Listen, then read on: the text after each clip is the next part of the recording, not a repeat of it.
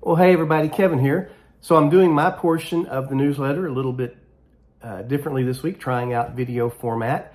And I'm here in my home studio, which is very fancy, and I'll turn it around so you can see that, the setup I've got here. So, we spare no expense here at the Vineyard when we're doing important things like video making.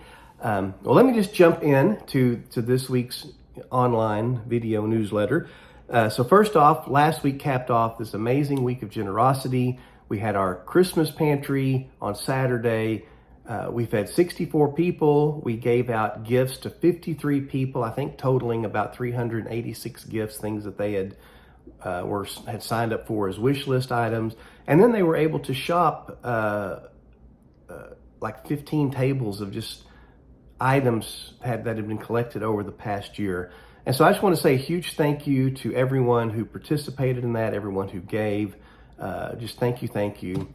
And then I forgot to mention Sunday, we also delivered our Carnell Christmas Child packages. So we had received the names of 27 children from Carnell schools who were at risk of maybe not getting much of a Christmas this year. And you guys just rallied so well to come up with clothing and presents for these kids, and we dropped those off last week as well. And Carnell was just amazed and so appreciative that we did that, and I am just amazed and appreciative of just our church, and I'm so thankful to be a part of a generous church. And so thank you for how you guys have rallied to these needs.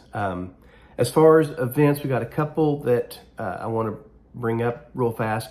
First, we have Christmas coming up, obviously, just less than 2 weeks away, I think. So we're going to have our normal service on Sunday, December 24th at 10:30. That will be our kind of our fourth week of Advent service. And then that evening, Sunday evening, the 24th at 6 o'clock, we'll have a candlelight service. And we've been doing that for a number of years. It's just a very special time to kind of unplug from all the trappings of Christmas and to come and just sing some carols and hear the story of the Nativity again. And I especially want to encourage parents to bring their kids to this. I think it's important as parents that we help our kids to distinguish between the real reason we have and celebrate Christmas versus the commercialization that they are inundated with the rest of the time. And so this is a great time to really disciple your kids about the importance of Christmas. So I hope you'll do that December 24th evening at 6 o'clock. And then also we have Alpha coming up, and it's not coming up until February, but I want to get it out there on our radar so we can start thinking about it, thinking about attending ourselves, thinking about who we might invite. I will include a link below this video that will take you to a page where you can read more about what Alpha is. And then if you want to, go ahead and register. It's not too early to register. It's open. If you know you want to come, if you know you're going to bring some people, then you can let us know so we can be planning because, meals have to be prepared. It's a big deal. So I hope you'll go out there and at least check it out. And we'd love to have as many of you as wanted to participate, and especially to bring your friends, family members who may be questioning faith or who have been turned off maybe by faith. Alpha is a safe place for people to come and kind of unwind the antagonisms that they might have against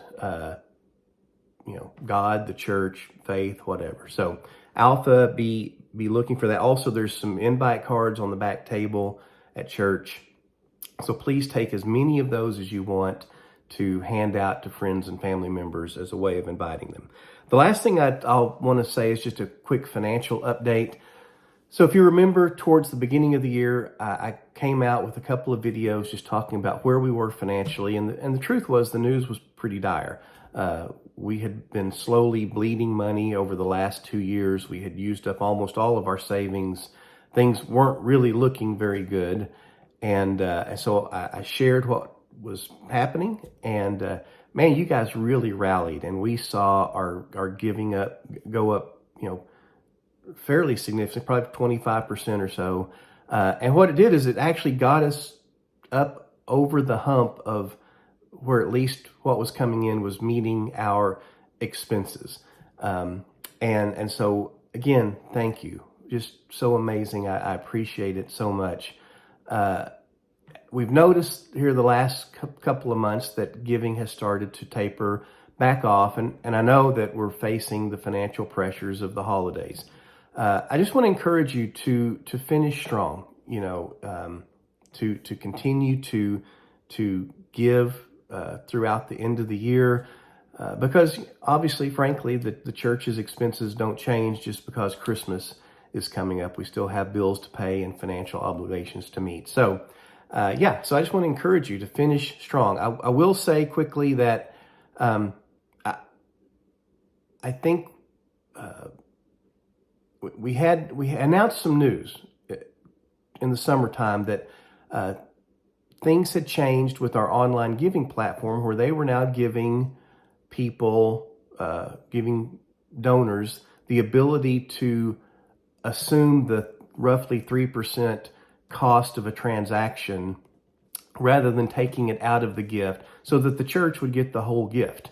And in the course of talking about that, we encouraged people to say, maybe rather than using a credit card, to use a bank draft, because the rate for a bank draft donation was about half that of a credit card donation.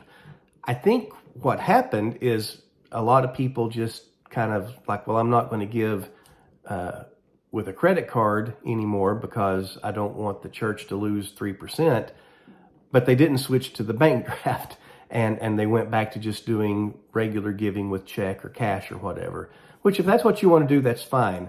For me, my problem is I can't remember most weeks to bring a checkbook or to bring cash or whatever. And so I want to encourage you, if consistent giving is something that you have made a commitment to, it's obviously, I think, something that's important as followers of Jesus, that we're to be consistent and generous givers.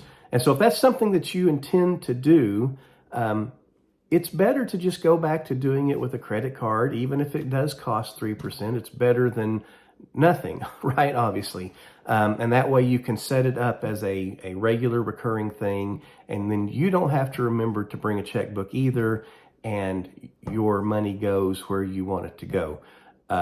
This is what Julie and I do. We are committed to tithing to our local church, and we still do it through online giving. I think we probably assume whatever fee comes with it so the church gets the whole amount. But this is our way of making sure our money goes to the things we want it to go to, and I don't have to remember a checkbook. So anyway, just wanted to update you about that, encourage you to finish strong this year with giving.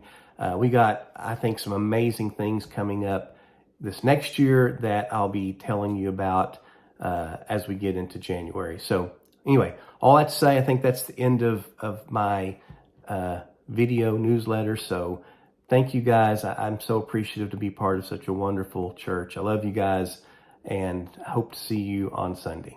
All right, bye.